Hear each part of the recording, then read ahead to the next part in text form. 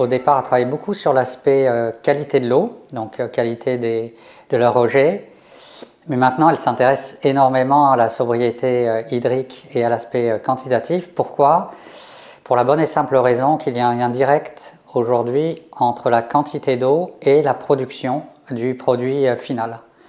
Et lorsqu'il y a une mesure de restriction de prélèvement d'eau, il va y avoir un impact direct sur la production avec une baisse de production. Et c'est le cas notamment dans beaucoup d'industries agroalimentaires. Et donc elles vont devoir mettre en place des systèmes d'économie d'eau. Et seules finalement les entreprises qui anticipent et qui mettent en place, qui créent un système d'autonomie de l'eau vont pouvoir continuer à fonctionner en période de sécheresse.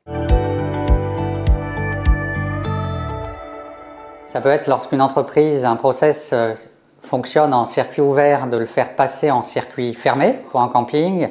Des exemples de mesures, ça va être de lutter contre les fuites d'eau, donc de détecter les fuites d'eau, de mettre en place des sous-compteurs, de sensibiliser les clients qui sont les utilisateurs et les consommateurs finaux au niveau de l'eau. Ensuite, ça va être par exemple de capter l'eau pluviale et de la réutiliser pour les usages pour lesquels il est possible de la réutiliser, notamment l'arrosage des espaces verts et ou l'alimentation de sanitaire.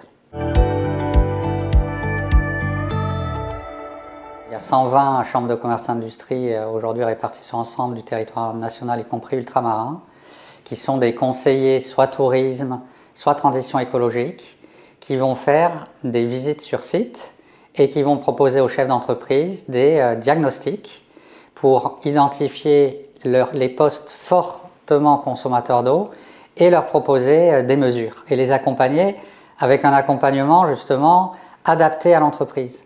Parce qu'on ne peut pas demander les mêmes mesures à toutes les entreprises. Il faut tenir compte du secteur d'activité et il faut également tenir compte de la superficie financière et des moyens humains de l'entreprise. Et souvent, une entreprise va procéder par étapes, c'est-à-dire qu'elle va s'améliorer dans la sobriété hydrique en additionnant des dispositifs qui permettent d'économiser l'eau. Par exemple, on a une chambre de commerce et d'industrie qui a été exemplaire, qui est la CC du Morbihan, qui a créé un programme qui s'appelle Ecodo Pro et qui va accompagner les entreprises en diffusant les bonnes pratiques développées par secteur d'activité.